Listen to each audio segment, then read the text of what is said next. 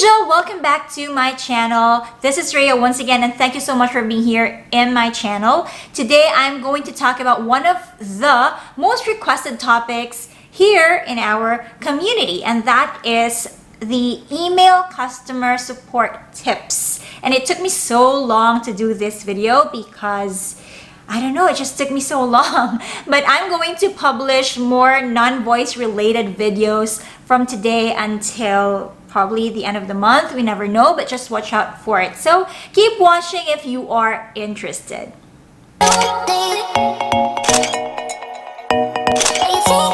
Part of the things that I do currently is to handle customer support for the customers of an e-commerce account or e-commerce website or store based in Canada. That's one of the things that I do right now. So this is something that I can share with you, and I'm excited to share with you because a lot of you have already been asking about this. So enough of the talk. Let's start with the first tip.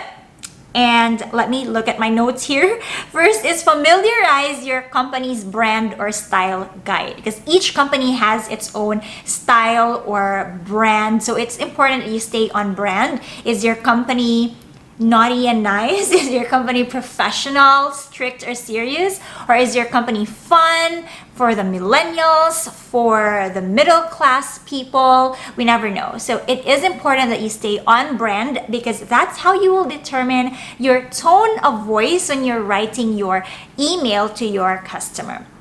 It is very weird if your target audience includes millennials, but then you're too strict and you are too stiff in your email.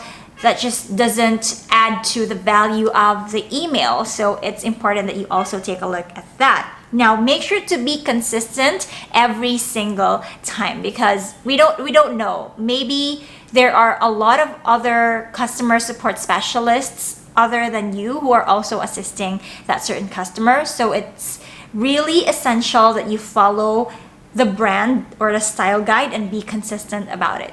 Tip number 2 is personalize and customize. There are so many emails being sent every single second, every day, and yours is no different. So how can you be different? Be personal and customize your message.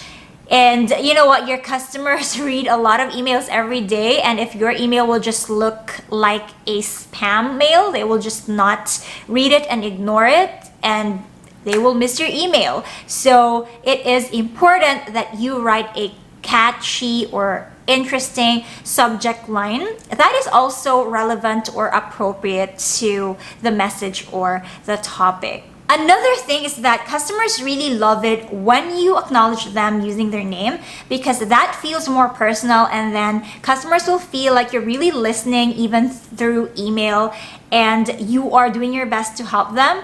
And you know that there's someone out there, there's actually a human being helping that customer because you know the name of the customer, right? So use the name of the customer and sign off with your designation. Use your name as well. You can say, thank you so much, Rhea at ABC Company, or sincerely, or whatever your sign off is. That also gives it the human warmth that the digital communication needs to have. Tip number 3, acknowledge the customer's issue down to the root cause.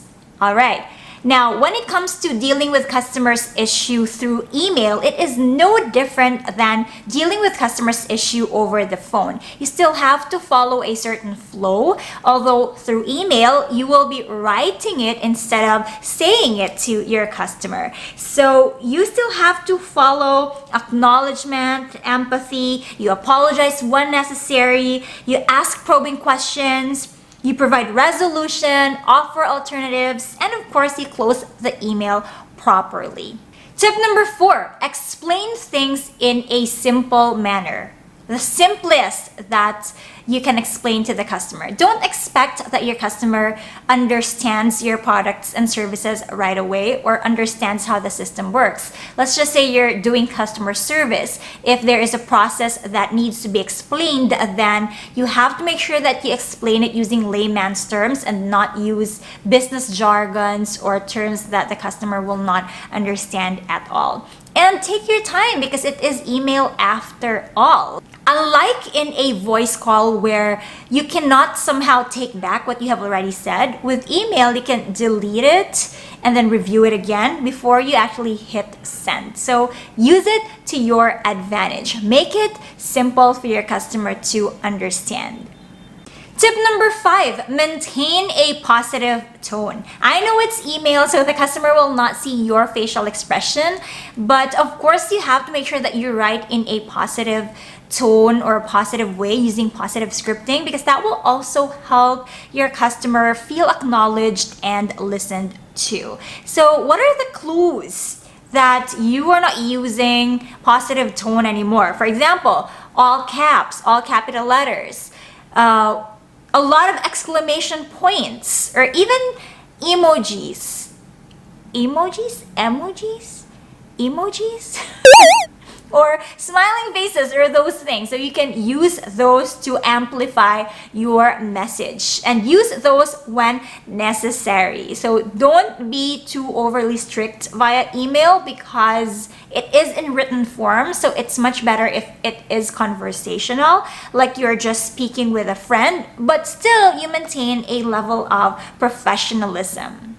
If you want to know more about positive scripting, I have an entire video about that, meant for voice accounts, but also definitely helpful for non-voice accounts. So check out this video up here after this video so that you learn more about positive scripting. And that's it for today about our quick video. I will have more videos about email and chat support. This is just the very basic and the very beginning of everything. So don't forget to subscribe if you haven't yet. Share and like. Comment below if you have other questions. And remember, we have videos every Tuesdays and Fridays. So see you again next time. Bye!